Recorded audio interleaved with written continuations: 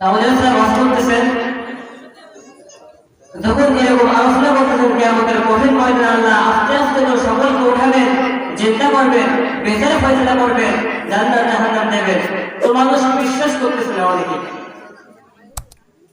যেমন নবী দাউদ আলাইহিস সালাম বলতেছেন, ও আমার উম্মতেরা, যদি আমি তোমাদের সামনে বাস্তব একটা পরীক্ষা দেখায়া দেই, তাইলে তোমাদের বিশ্বাস করতে কষ্ট কারণ হবে কিনা। দাউদ আলাইহিস সালামের কাছে এসে কিছু মানুষ বলছে, হে নবী দাউদ, আপনি তো ওয়াজের মধ্যে বলেছেন, বয়ানের মধ্যে বলেন, দুনিয়ার থেকে এক সময় মানুষ সব মৃত্যুবরণ করবে, পৃথিবীতে কোনো মানুষ থাকবে না, তারপরে মানুষ আবার সব জীবিত হবে, তারপর হাসরের ময়দান হবে, কিয়ামতের দিন হবে। এই কথা যে আপনি বলেন, এর ভিত্তি কি, প্রমাণ কি? নবী দাউদ বলতেছেন, হে আমার কওমেরা, তোমরা কি এই কথা বিশ্বাস করো না যে মানুষ তোমাদেরকে রব্বুল আলামিন কিয়ামতের কঠিন ময়দানে আবার উঠাবেন, জীবিত করবেন, বিচার ফয়সালা করবেন, হাসর মিজান ফুলসিরাত জান্নাত জাহান্নাম এগুলো হবে, তোমাদের কি বিশ্বাস হয় না? কওমেরা বলল, নবী দাউদ, আমাদের বিশ্বাস হয়, কিন্তু বাস্তবে একটা দৃষ্টান্ত যদি দেখানো যায়, একটা উদাহরণ যদি দেখানো যায়, তাহলে আমাদের বিশ্বাসটা আরো দৃঢ় হয়, আরো বিশ্বাসটা মজবুত হয়। দেখানো যায় কিনা একটু? যেমন এখন যদি আপনাদের সম্মুখে বলা হয় যে আমি একটু আগে মাসের বাজার থেকে ঘুরে আসলাম, তুমি আশ্চর্যজনক একটা জিনিস দেখলাম ওইখানে। সেটা কি? আমি দেখতে পেলাম একটা 3 দিন অথবা 5 দিনের একটা শিশু সন্তান মাসের বাজারে হাঁটতে হাঁটতে আসলো এবং কথা বলল। তো ব্যাপারটা শোনার পর সকলের কাছে হাস্যকর মনে হবে যে একটা শিশু বাচ্চা, তার বয়স 3 দিন অথবা 5 দিন, সে হাঁটতে হাঁটতে কেমনি মাসের বাজারে আসে আর কেমনি সে কথা বলে। এখন আমার এই কথা শোনার পর সঙ্গে সঙ্গে যদি মাসের বাজার থেকে অন্য একজন ব্যক্তি এসে বলে যে ভাই কথা সত্য, আমিও দেখে আসলাম, তখন কিন্তু কথাটা একটু বিশ্বাসে আসে যে না, হুজুর বলছে কথা, এটা আমাদের এলাকা থেকে একজন মানুষ সেও দেখে আসছে, এখন আমিও একটু দেখতে যাই। তখন একজন ব্যক্তি এইখান থেকে শোনার পরে আবার মাসের বাজারে গিয়ে ব্যাপারটা যাচাই করলো এবং সত্যটা সে দেখতে পেল। তখন কিন্তু বিশ্বাস একবারে পরিপূর্ণ হয়ে যায় যে হুজুরের মুখে শুনছিলাম আর মাসের থেকে একজন মানুষ এসে কথাটা সাক্ষ্য দিয়েছিল, এখন তো আমি সচক্ষে দেখলাম, তাহলে বিষয়টা সত্য। তো দাউদ আলাইহিস সালাম তাদের বলতেছেন যে আমরা তো বিশ্বাস করি কিয়ামতের দিন হবে, বিচার ফয়সালা হবে, জান্নাত জাহান্নাম সব কিছু হবে, আমরা বিশ্বাস করি, কিন্তু যদি একটু বাস্তবে দেখানো যায় তাহলে আমাদের বিশ্বাসটা মজবুত হয়। জামানার নবী দাউদ আলাইহিস সালাম বলতেছেন, ও আমার কওমেরা, তোমাদের মনের ভিতরে যখন ইচ্ছা জাগলো, তোমাদের মনের ভিতরে যখন আকাঙ্ক্ষা জাগলো তোমাদের কিয়ামতের দিন দেখানোর জন্য, আমি তোমাদেরকে কথা দিলাম আগামী ঈদের দিন আর কয়েকটা দিন বাকি আছে, এই ঈদের দিন, ঈদের নামাজের সময় তোমাদের সকলের সম্মুখে আমি বাস্তব একটা চিত্র তুলে ধরবো। এই চিত্র দেখার পরে তোমরা বলবে কিয়ামতের কঠিন ময়দানে রব্বুল আলামিন আবার কেমনে সকল মানুষদেরকে জীবিত করবেন, কিয়ামতের কঠিন ময়দানে সকল মানুষদেরকে কেমনে আবার হাসরের ময়দানে উঠাবেন, সকলের কাছে কেমনে বিচার ফয়সালা করবেন। বাস্তব একটা দৃষ্টান্ত তোমাদের দেখাই দিতে চাই আগামী ঈদের দিন।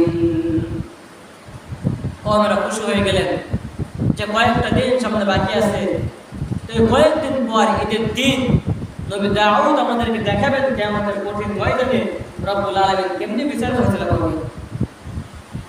এখন ঈদের দিন আসতে কয়দিন সময় লাগতেছে, ঈদের দিন তারা সামনে আসুক, এর মধ্যে একটা ঘটনা ঘটে গেল।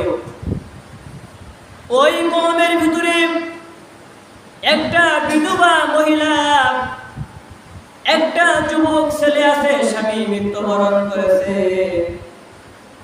কিন্তু এই বিধবা মহিলা এবং তার সন্তান দুইজন এত আল্লাহ ওয়ালা পরহেজগার মুত্তাকি ওয়াকির দিশারি, সারাদিন তারা আল্লাহর ইবাদতের ভিতরে থাকে, একটু বিশ্রাম নেয়, আবার সারা রাত তাহাজ্জুদের নামাজের ভিতরে থাকে। প্রশ্ন আসতে পারে, সারা দিন সারা রাত তারা ইবাদত করে, তাদের খাওয়া আসে কোথা থেকে, খায় কি তারা?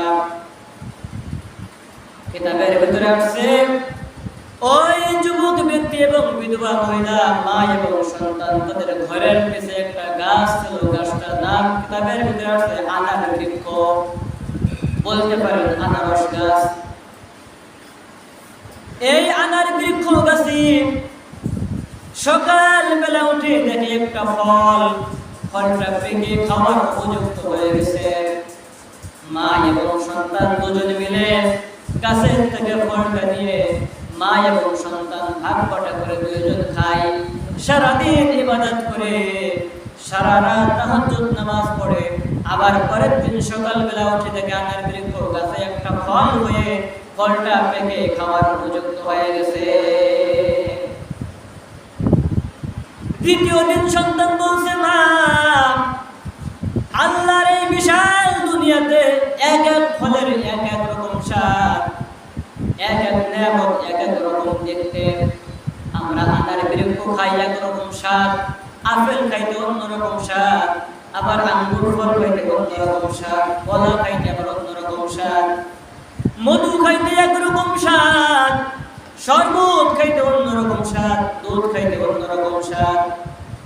আমার দুঃখিনী মা, আমরা তো আনার বৃক্ষ গাছের শুধুমাত্র আনারস ফল খাই, আরো অন্য অন্য ফল নাচ নিয়ামত যেগুলো আছে এইগুলো আমাদের খাওয়ার দরকার আছে, স্বাদ গ্রহণ করার দরকার আছে।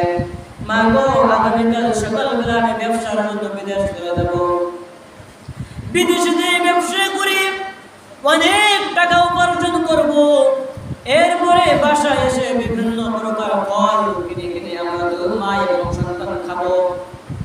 মা বললো, বাবা দরকার নাই, যা খাইতেছি দেশে খাইতেছি, অল্প খাইতেছি, এতে সন্তুষ্ট থাকার দরকার।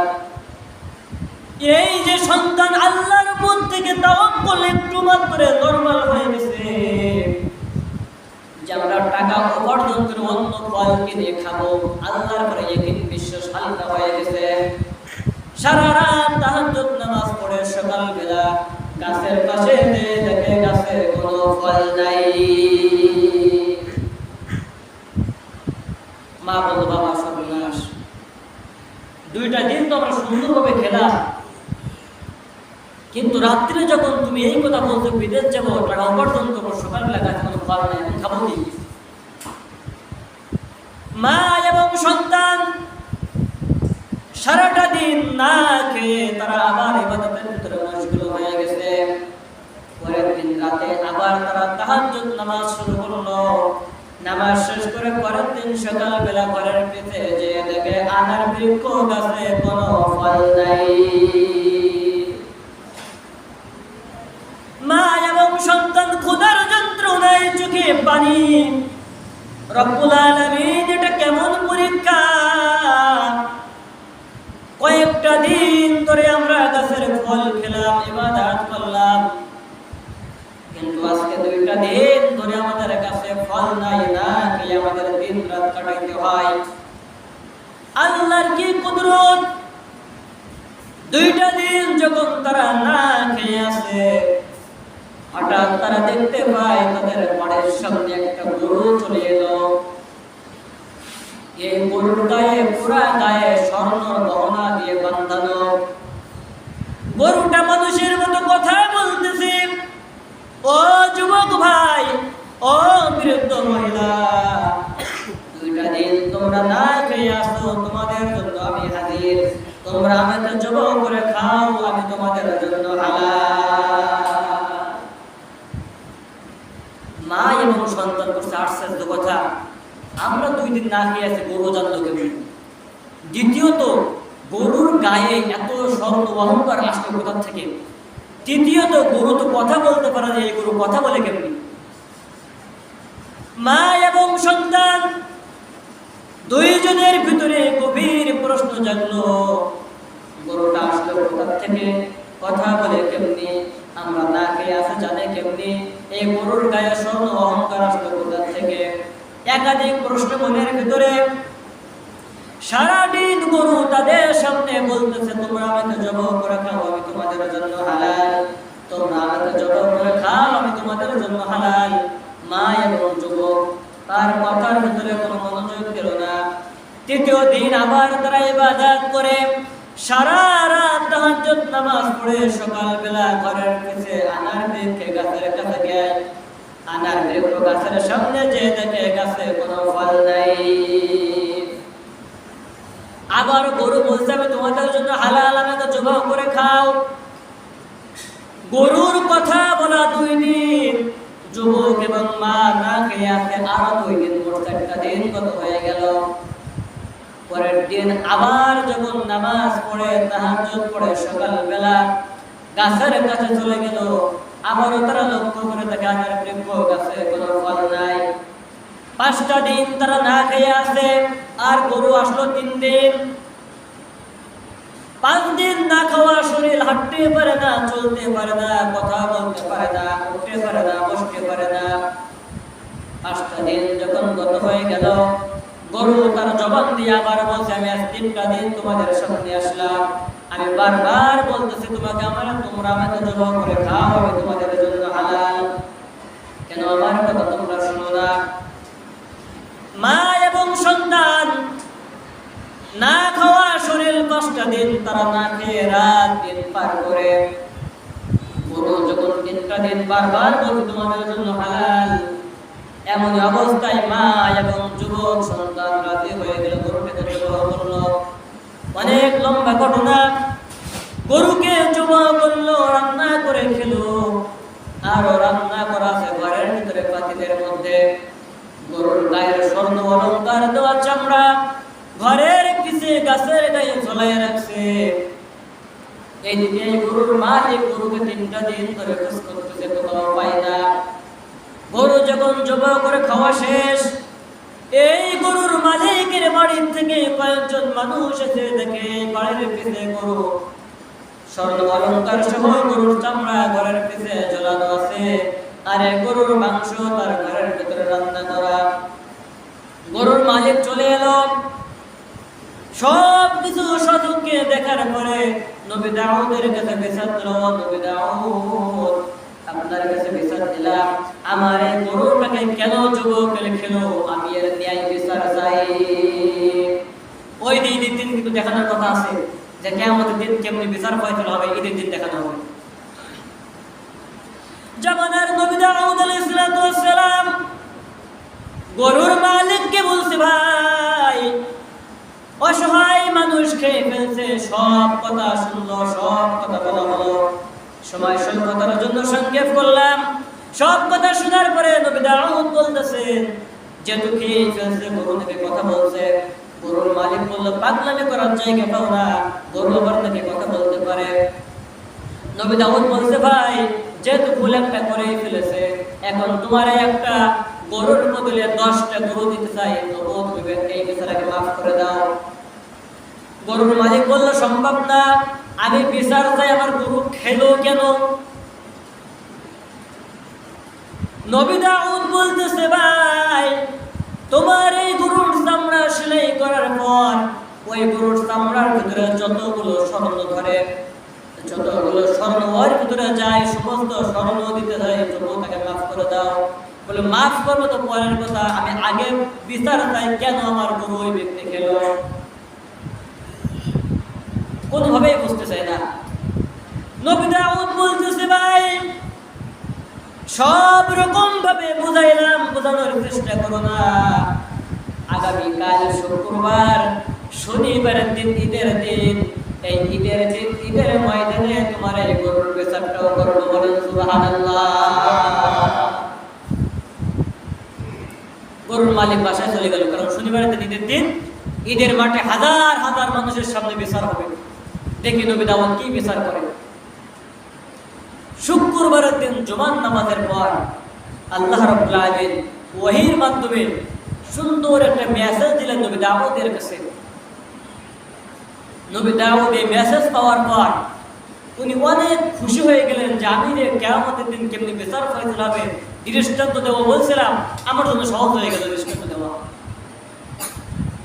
ঈদের দিন ঈদের নামাজের পূর্বে মুহূর্তের সময় জামানার নবী হযরত দাউদ আলাইহিস সালাম মেম্বারের উপরে দাঁড়িয়ে গেলেন। মেম্বারের উপরে দাঁড়িয়ে বলছে, ভাই আজকে ঈদের দিন দুইটা বিষয় আমার আলোচনা করার বিষয়বস্তু ছিল। এক নম্বর বিষয় ছিল কিয়ামতের কঠিন ময়দানে রব্বুল আলামিন কেমনে বিচার ফয়সালা করবেন, মানুষদেরকে কেমনে চিন্তা করবেন, মানুষের আমল নামা কেমনে খুঁজে বাইর করবেন, জান্নাত জাহান্নাম কেমনে দেবেন, এই বিষয়ে কথা বলার কথা ছিল। দ্বিতীয়ত আজকে একটা মহা বিচার আছে। বিচার হলো একজন মানুষের গরু আরেকজন কেন খেলো, কেন খেলো এই প্রশ্নের উত্তর দেওয়ার বিচার। নবী দাউদ এবার বিচার শুরু করলো। নবী দাউদ বলতেছে, আমি আরো একবার তোমার কাছে আবদার করি ভাই, গরু যেহেতু খেয়ে ফেলছে, এই গরুর চামড়ার ভিতরে যতগুলো স্মরণ দেবে সব স্মরণ দেবো, আরো 10টা গরু দেবো, মাফ করে দাও। গরুর মালিক বলে সম্ভব না। নবী দাউদ বলতেছে, ওই যে বিধবা মহিলা এবং তার সন্তান তাদের কইদের ময়দানে টাকা হলো। এবারে গরুর মালিককে বলতেছেন, এখান থেকে 50 বছর আগের থেকে লক্ষ্য করে দেখুন তো ভাই, এই যে যুবক এবং বিধবা মহিলা, এই যুবক ব্যক্তির বাবা ছিল মিশরের বুকে বিশাল একজন ধনশীল ব্যক্তি, লক্ষ কোটি কোটি টাকার মালিক ছিল, উট ছিল, ঘোড়া ছিল, সব কিছু ছিল। আর আপনি গরুর মালিক, আপনি ছিলেন ওই ব্যক্তির বাড়ির একজন কর্মচারী। আপনাকে বিশ্বস্ত কর্মচারী হিসেবে রাখছিল। ওই বিধবা মহিলার স্বামী মিশর থেকে সিরিয়ায় যাওয়ার পথে হাজার হাজার উট আর টাকা পয়সা স্বর্ণ গহনা নিয়ে মিশর থেকে যখন সিরিয়ায় যাচ্ছিল, সফর সঙ্গী হিসেবে ভাই তোমাকে নিয়ে যাচ্ছিল। গভীর রাত যখন হয়ে গেল, তুমি তখন তোমার হাতের ধারালা তরবারি দিয়ে ওই ব্যক্তি অর্থাৎ এই বিধবা মহিলার স্বামী, এই যুবক ব্যক্তি ওর বাবাকে হত্যা করেছিলেন। আর হত্যা করার পর তার সমস্ত অর্থ সম্পদ উট সামান সব কিছু বাসায় নিয়ে নিজে আত্মসাৎ করেছিলেন। কথা সত্য কিনা? গরুর মালিক বলছে, নবী এতদিন পর্যন্ত জানতাম আপনি একজন নবী, কিন্তু এখন মনে হয় আপনি একজন পাগল। কারণ এখান থেকে 50 বছর আগে কোথায় কি হয়েছে কিনা আপনি কোথা থেকে কি বলেন, সব কিছু তো আমার। নবী দাউদ আলাইহিস সালাম আরো বিষয়বস্তু ক্লিয়ার করে তার সামনে যখন বলল, কারণ ওই ব্যক্তির বাবা মিশর থেকে সিরিয়ায় যাওয়ার সময় তোমাকে সফর সঙ্গে নিয়ে যাচ্ছিল, আর তাকে তুমি সুযোগ পেয়ে হত্যা করেছিলে। আর এই হত্যা করার পর তার সমস্ত অর্থ সম্পদ নিজে আত্মসাৎ করেছিলে। এখন আমি বলতে চাই, তোমার বাড়ির যত টাকা পয়সা অর্থ সম্পদ গরু বছর যাই কিছু আছে না কেন, সব কিছুর মালিক এই বিধবা মহিলা আর এই যুবক সন্তান। এই কথা শোনার সঙ্গে সঙ্গে এই যুবক ব্যক্তি বলল, কি আমার বাবার হত্যা করছিল, ও খুশির মার শুরু করছিল। নবী দাউদ বলছে, যুবক থামো, এখন আরো একটা বিষয় সামনে বলার আছে। কিয়ামতের কঠিন ময়দানে রব্বুল আলামিন কেমনে বিচার ফয়সালা করবে, বাস্তব দৃষ্টান্ত দেওয়ার কথা। এই কথা বলার সঙ্গে সঙ্গে দাউদ বলতেছেন, দৃষ্টান্ত কিন্তু আমার দেওয়া শেষ। কিয়ামতের দিন কেমনে বিচার ফয়সালা হবে দৃষ্টান্ত কিন্তু উদাহরণ দেওয়া শেষ। মানুষ বুঝলো না বিষয়টা তিনি আরো ক্লিয়ার করে বলছেন, কিয়ামতের কঠিন ময়দানে প্রত্যেকটা মানুষ বলবে, আমরা সকলেই পাপ কাজ থেকে বিরত থেকে নেক আমল করেছি, আমরা সকলে জান্নাতে যাওয়ার মতো উপযুক্ত আমল করেছি। রব্বুল আলামিন বলবেন, ইকরা কিতাবাকা কাফা বিনাফসিকাল ইয়াউমা আলাইকা হাসিবা। প্রত্যেকটা ব্যক্তির হাতে তার হায়াতের আমলনামা দেওয়া হবে। এই আমলনামা যখন পাঠ করবে তার ভিতরে নেক আমলগুলো সব তেলাওয়াত করবে, খারাপ কথাগুলো গোপন রাখবে। রব্বুল আলামিন সঙ্গে সঙ্গে বলবেন কিরামান কাতিবিনা ইয়ালামুনা মা তাফআলুন। এই দুই ঘাড়ে দুইজন সম্মানী লেখক কিরামান কাতিবিন, তাদেরকে হাজির করা হবে।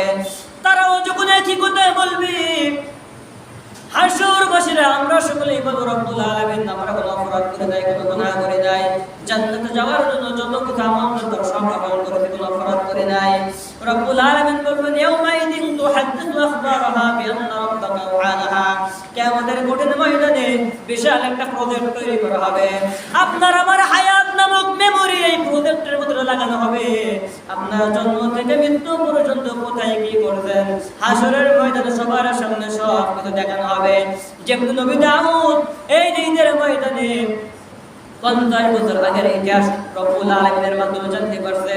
আরে 50 বছর আগের ইতিহাস জাতির সামনে ক্লিয়ার করছে যে মিশর থেকে সিরিয়ায় যাওয়ার পথে যুবক সন্তান এই যুবকের বাবাকে হত্যা করে সমস্ত অর্থ সম্পদ ক্রয় করে নিয়েছিল। আজকে যেমনি 50 বছর পর এই বিধবা মহিলা এবং সন্তান তার বাবার সমস্ত অর্থ সম্পদ ফিরে পেল, সত্যের সামনে প্রচার হয়ে গেল। কিয়ামতের কঠিন ময়দানে যখন এই প্রজেক্ট লাগানো হবে সব ভিডিও ফাঁস হয়ে যাবে, তখন মানুষ আর কোনো অস্বীকার করার সুযোগ পাবে না। সেই দিন রব্বুল আলামিনের কাছে সব মানুষ ধরা খেয়ে যাবে। বলুন নাউযুবিল্লাহ। মানুষের আত্মবিশ্বাস চলে এলো।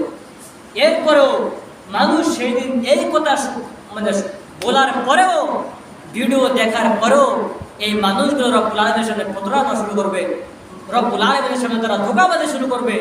কেমনি করবে? এবং কিয়ামতের কঠিন ময়দানে ধারাবাহিকভাবে 7টা আদালত বসবেন। রব্বুল আলামিন প্রত্যেকটা মানুষকে 7 বার আদালতে হাজির করবেন, তাকে জিজ্ঞাসাবাদ করা হবে। আর 7 বারই এই মানুষ রব্বুল আলামিনের সামনে প্রতারণা করবে, মিথ্যা কথা বলবে, নিজের সমস্ত গুনাহের কথা গোপন রেখে রব্বুল আলামিনের সঙ্গে আবার মিথ্যা কথা বলবে। কেমনি বলবে আর কেমনি তাদেরকে আবার ধরা হবে, এই বিষয়ে আমরা আগামী জুমায় ধারাবাহিকভাবে হাদিস ও কোরআন থেকে বলার চেষ্টা করব। আজকে আমরা যে বিষয়টা শুনলাম, আমাদের সহ আমাদের সকলকে সঠিকভাবে বুঝে আমল করার তৌফিক দান করুক। আমরা সকলে বলছি আল্লাহুম্মা আমিন। ওয়া আখিরু দাওয়ানা আনিল হামদুলিল্লাহি রাব্বিল আলামিন। আসসালামু আলাইকুম ওয়া রাহমাতুল্লাহ।